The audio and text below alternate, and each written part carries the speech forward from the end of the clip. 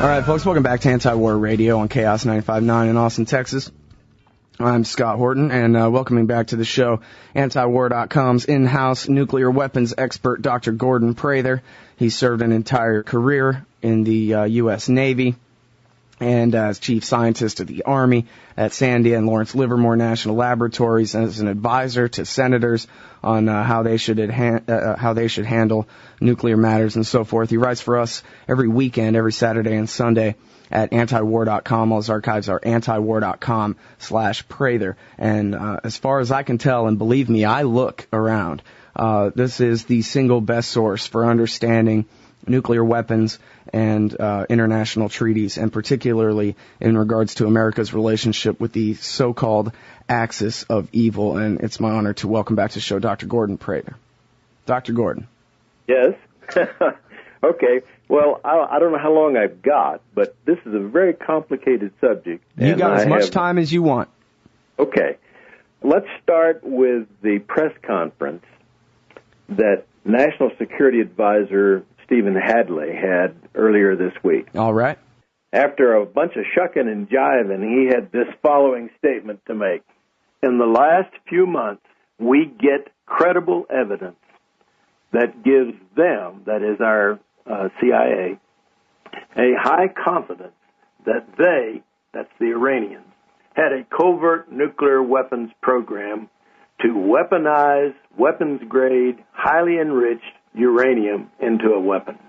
And he also says, and that suggests that part of the program that the Iranians are alleged to have had was a covert uranium conversion-related and uranium enrichment-related facility. Okay, that's his claim. Now, what the hell is he talking about? Well, in my opinion, it's just exactly the opposite.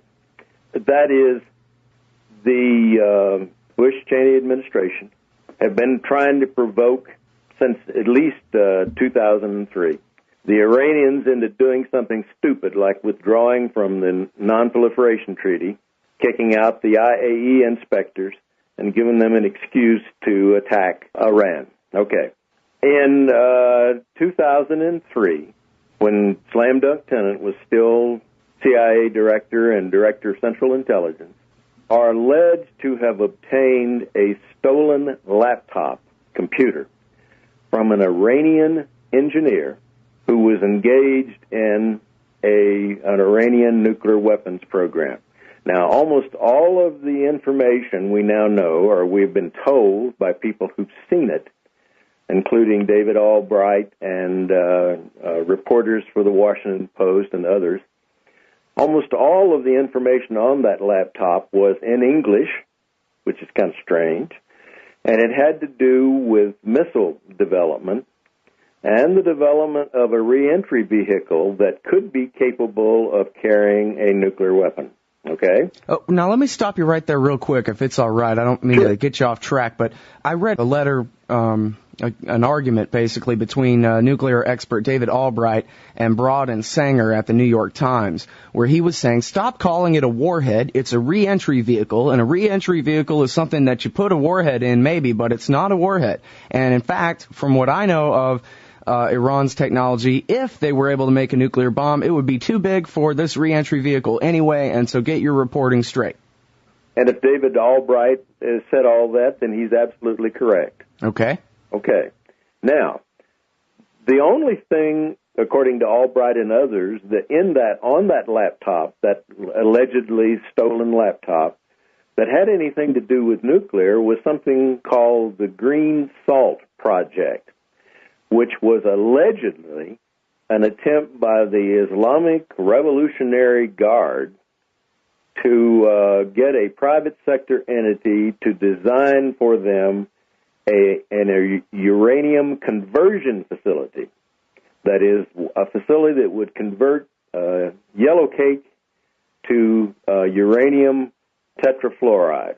This was in 2001, allegedly, when this occurred. Now, in 2005, when the Iranians broke off for cause negotiations with the Europeans, the Brits, French, and Germans, who claimed to be negotiating on behalf of the European Union.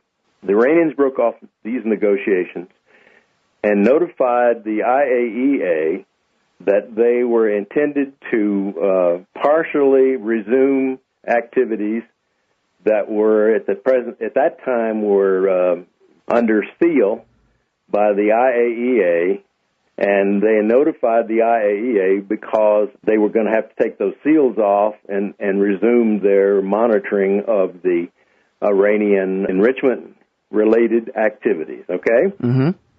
Well, Bonkers Bolton had a cow, and Condi Rice had kittens. And so somebody in the intelligence community, presumably, went to the IAEA headquarters and either let them have a peek at or told them what was on this allegedly stolen laptop. To put it mildly, the IAEA was unconvinced that it was a legitimate data, Mm-hmm. And so they decided to do nothing about it.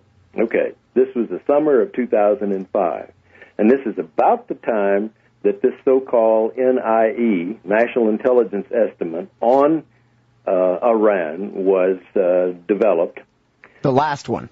What? The last one before this most recent one. Yeah, the one in 2005. Mm-hmm.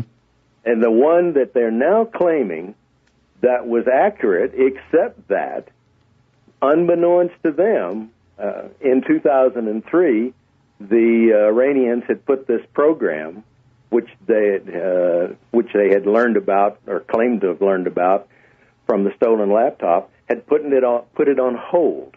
That's the claim, okay? And they're still making that claim. Well, now let me make sure I understand you here. But what you're saying is as best you can tell, all the accusations that they were developing nuclear material for a weapons purpose is still all just information from this laptop. That they don't really, that any new information they have is about them shutting the program down rather than, bolstering this information about the green salts and so forth. Am I understanding you right? Yeah, except that my view, Gordon Prather's view, is that the new information is not that they shut down the program in 2003 or put it on hold. My sense is that ElBaradei, in recent months, has had almost total access to the Iranian records on all of the things that they've been doing over the last 20 years or so in their nuclear program. They made an agreement to have all questions settled by the end of the year. That's correct. And his report that came out like the first week in November said there were only a few things left that they had to get straightened out. And the report was basically very sympathetic, and it said that as well as they could tell so far, that the Iranians had been telling the truth, that their documentation on all kinds of things, including some things that nobody had even suspected, such as that they had viewed the contractual records for a contract that was signed in, I think it was 76, I can't remember the exact year, for a laser isotope uranium enrichment facility. That's a research facility, of course, because no one has a production facility that involves uranium enrichment. Laser uranium enrichment. Okay. I sort of got off the track there, but okay. So ElBaradei made this report in recent months, in early last month of November. Mm-hmm. And this is what he said in announcing this agreement in September to work with the Iranians and to get total access and to have answers to all of his questions as the resolutions by the IAEA Board of Governors, and the resolutions by the UN Security Council require. Both of them all of those resolutions essentially put the onus on Iran to satisfy ElBaradei by name. Mm-hmm. Okay? Mm-hmm. So here's what he said about the smoking a laptop allegations in announcing this agreement in September. Iran reiterated that it considers the following alleged studies as politically motivated and baseless allegations. The agency will, however, provide Iran with access to the documentation it has in its possession regarding the Green Salt Project, the high explosive testing, and the missile reentry vehicle. As a sign of goodwill and cooperation with the agency, upon receiving all related documents, Iran will review and inform the agency of its assessment. Okay, that's what he said in September.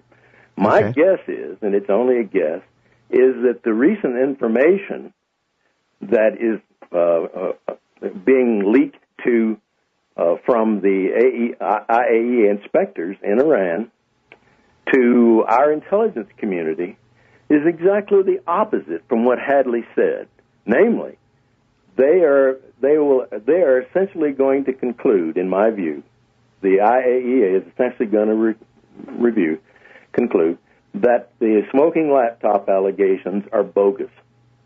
Far from getting credible evidence that gives our intelligence community a high confidence that the Iranians had a covert nuclear weapons program to weaponize weapons-grade, highly enriched uranium into a weapon, ElBaradei is essentially going to report that, as best he can tell, there never was a program. Now, that's a guess, but that's the way things seem to be going. And it would explain why these people were in such panic to release this new national intelligence estimate on Iran that they had been deliberately preventing from being released for, according to most reports, at least 10 months. Mm-hmm. Damn scheduling conflicts. I really wish I had had all three of y'all in one big interview today to discuss this, because that is a very interesting spin on this case. Rather than the intelligence agency putting out the truth, standing by their guns, that there is no nuclear weapons program, not anymore, that what this really is at least a half a triumph for the war party in getting out there the idea that it's somehow a proven, admitted fact that there was a nuclear weapons program, when in fact the only real evidence they have to support that is a bunch of garbage from this so-called stolen laptop that's about to be debunked by Mohammed ElBaradei at the International Atomic Energy Agency. Well, that's my take on it. And Very I don't interesting. Fault the intelligence community, because it's Hadley, National Security Advisor Hadley, who was Deputy National Security Advisor when the bogus National Intelligence Estimate on Iraq of 2002 was made public, you know? Mm-hmm. Oh, yeah, he's Mr. Niger Uranium himself. That's right. He's the one who took the rap for including it in the State of the Union. It may very well be that ElBaradei is going to come in and say, whoops, I've had this total immersion in the Iranian records, and I've had access to all the people that have been involved, that are still alive, that are still in Iran. And it may be that he comes in and says, they really did have a program up until 2003, but they put a stop to it. Well, now, I Dr. would be Prather, extremely surprised if that's what he comes up and says. Right, and your perspective on this is not just, from keeping up with the news reports and stuff. It's an educated guess for technical reasons. You don't seem to think that this, laser enrichment of this green salt, whatever the hell that is, that's a good way to make a bomb in any sense, is basically what you're getting at. Well, I go further than that. It doesn't make sense that the Iranian Revolutionary Islamic Guards would have contracted, as the Green Salt Project alleges, with a private sector entity in Tehran to design for them a facility which would convert yellowcake into uranium tetrafluoride, when, at that time, 2001, the Iranians had already declared, years before, the facility that they were then completing that would take yellow cake and convert it first to uranium tetrafluoride and then on to uranium hexafluoride, which would then be fuel or feed for their the gas centrifuge uranium enrichment cascades that they were at that time constructing. All of those things were subject to IAEA safeguards. All of them. Their facility at Ishtafan, is that it? Mm-hmm. That's the uranium conversion facility. And according to this laptop, at that time, the Islamic Guards, for reasons that, incomprehensible reasons, were having a private sector entity designed for them a facility that would only take it to the uranium tetrafluoride level. Okay, wouldn't even finish it, and it was a small facility, whereas the safeguarded facility, which the Iranians had completed from plans supplied to them by the Chinese before Bill Clinton twisted the Chinese arm and said, you got to cancel this contract that you've got with the Iranians to supply them a turnkey uranium conversion plant. Okay, now hang on a second there, because that leads to a whole other line of questioning there about Clinton's intervention. But let me see if I can parrot some of what you just said back to you in English for the audience's benefit. The smoking laptop, according to our government, says that the Iranian Revolutionary Guards made a contract with a private company to convert yellow cake to tetrafluoride something or other in a way that would be the best they would be able to refine it. Whereas the Iranians already had a plant at Isfahan that can change the yellow cake not just into uranium tetrafluoride, but into uranium hexafluoride, which is further along that's the gas that you need to introduce into the centrifuges in order to enrich the uranium to 235 above 90% purity that you can make a bomb out of it. I don't know if that's in English or not. That's my best attempt. And what you're saying is it makes no sense that they would be doing this green salt tetrafluoride thing when they had the Isfahan plant right down the street that was doing more and better. Now, my question there is,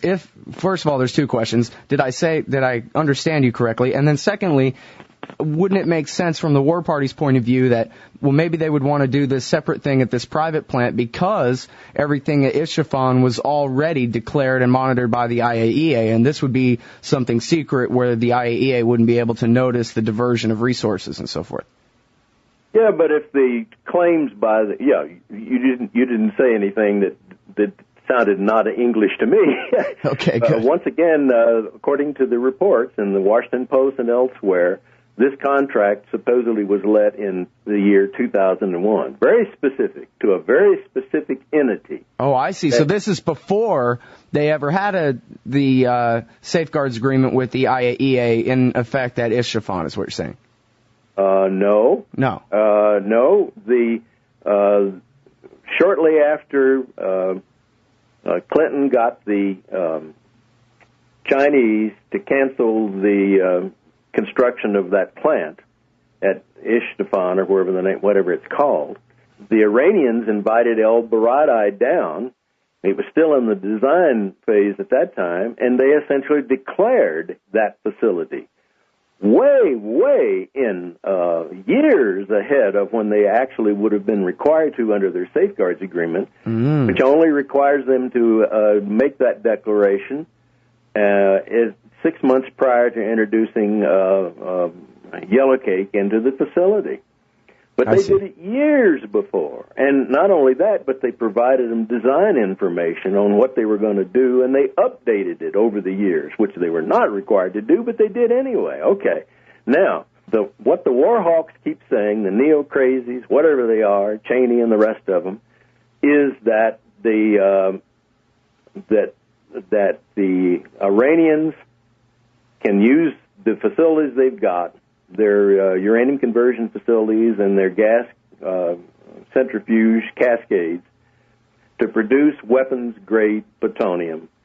Weapons-grade uranium, almost pure uranium-235, and make bombs with it, and that they could do that in a year or two or something like that. And what they all completely ignore is that in order to do that, the Iranians first have to withdraw from the Non-Proliferation Treaty, which makes their safeguards agreement null and void for all of those facilities. And then they can proceed to try to make almost pure uranium-235 from the uranium hexafluoride that they produce in their Isfahan plant. Okay, that's the thing they never mention.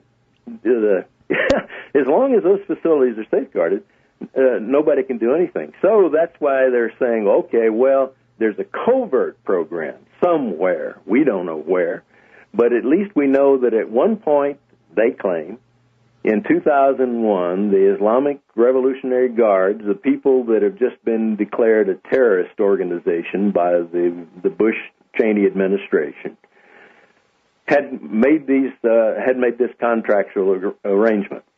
And according to now Hadley, that in 2003, they put that project on hold. That's what Hadley has just got through claiming, and he says that's what the National Intelligence Estimate says, and that they have just now got this credible evidence that gives the intelligence community a high confidence that the Iranians did have a covert nuclear weapons program to weaponize weapons-grade, highly enriched uranium into a weapon.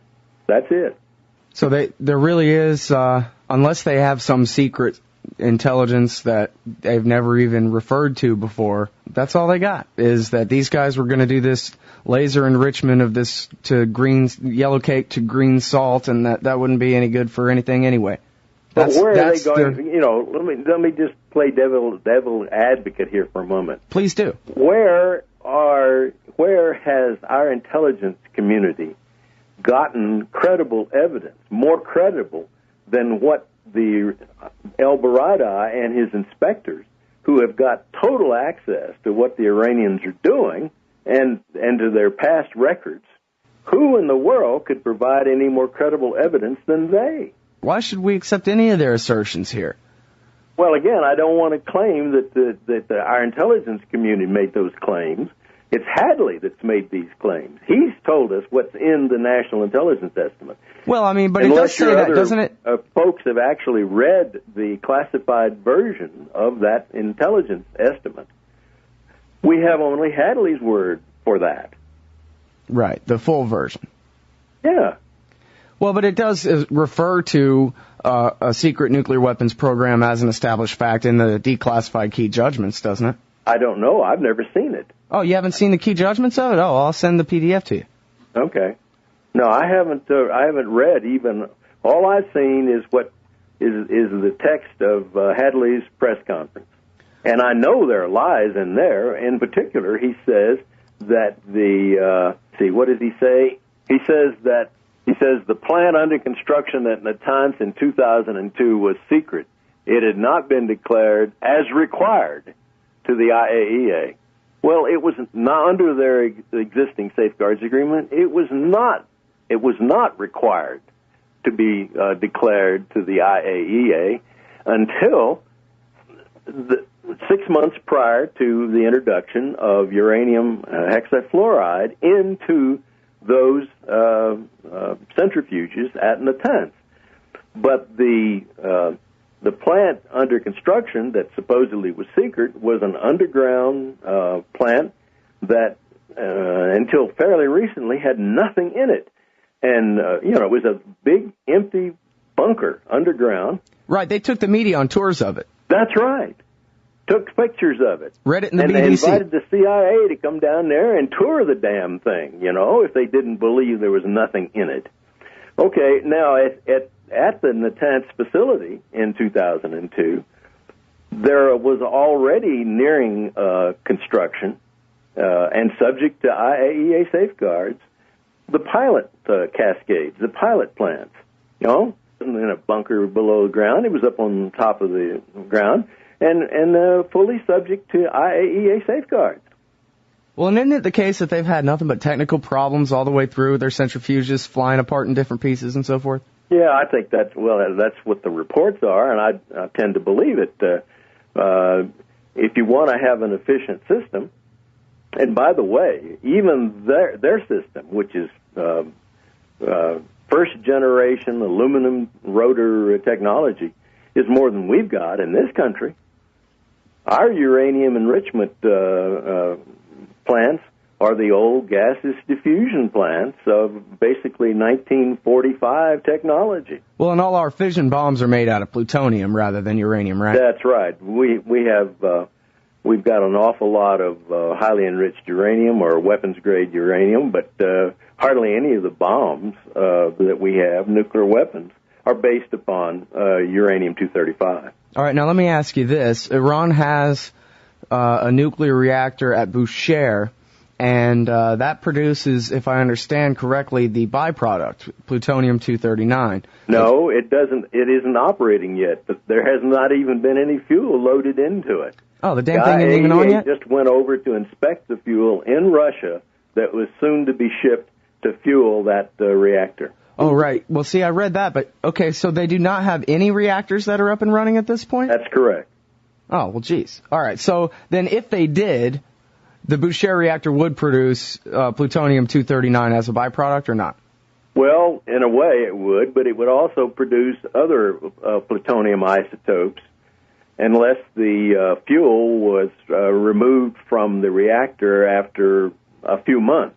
For the Iranians to operate that Bushehr reactor at some point in the future in such a manner as to produce weapons-usable plutonium-239, they would have to, again, withdraw from the withdraw from the Non-Proliferation Treaty, kick out the IAEA, then go in and remove the fuel from the reactor before it had been in there for as much as a year. And only then would they have, and then they'd have the problem of separating the plutonium out that had been produced and leaving it lying around for a while to some of the really hot stuff to decay, and then to americium-241, for example, and then chemically separate out the plutonium from the uranium and the americium and all the other things in there. And then and only then would they have something that could be used in an implosion-type device, a fairly sophisticated implosion-type device. Well, now, Dr. Prather, darn you, you make making nuclear bombs sound so complicated. It is complicated. But the president, he wants it to be very simple, and he keeps lowering the bar, and he says that they can't even have the knowledge in order to produce a bomb. And I guess if we were to, interpret that conservatively or something, that would mean, the ability to turn their enrichment facilities they have up higher, or the ability to harvest that plutonium out of their reactor, as you described. But if we take him literally at just the knowledge, is it not the case that you can just get basically the plans? This is what you need to do in order to split uranium atoms in half. Can't you just get that from the Federation of Atomic Scientists website? Sure, and you can also, but the point is in implementing those instructions or those plans. That's the problem, and it involves an awful lot. You got to have, and we are rapidly losing this capability because people are getting old in this country in our weapons program, retiring, dying. But you got to have specialized machining plants to machine plutonium or uranium or to cast it, and all of these kind of things. You got to have, if you're going to make a sophisticated weapon, you've got to have tolerances that are, like in the millimeter kind of regime. And just to give you an example, Cy Hecker, who was former director of Los Alamos, went to North Korea, and they showed him some of the plutonium that they had produced and separated and alloyed, he thought probably with gadolinium, because he's a metallurgist, and he knew that was probably what you would need to do in order to make the plutonium machinable and all that sort of thing. But, he saw nothing, he says. He reported to Congress openly that he saw nothing while he was there that would lead him to believe that the North Koreans were capable of making a deliverable nuclear weapon. Now, and nobody that I know of has suggested that the Iranians have that capability of actually doing it. Knowing how to do it is one thing, but actually doing it is another thing. Well, now when it comes to the blueprints, besides actually putting it into practice, when it comes to the knowledge, of course, everybody can go to fast.org and look up how to make a nuclear bomb. But there was also a story by James Risen from the New York Times about a CIA plot that went awry, where the national government of the United States actually furnished nuclear bomb materials to the Iranians. And the way I remember the story, and you can probably fill in the details if I get anything wrong here, but the way I remember the story was they wanted to give the Iranians blueprints for how to make a nuclear bomb, but it would have errors in it, but they would be real subtle errors that the Iranians wouldn't be able to notice, and then they would try to make a bomb, but it wouldn't work. And wouldn't that be, sounds like, Castro's exploding cigars, if you ask me. But then apparently the nuclear experts took one look at the plans and said, oh, well, I can see your deliberately caused error right here and right here. And then, but they went ahead anyway, and they went ahead and gave the plans to the Iranians anyway, even though the so-called very subtle errors buried deep within the plans were readily, eyeballable to any nuclear expert who just glanced at them.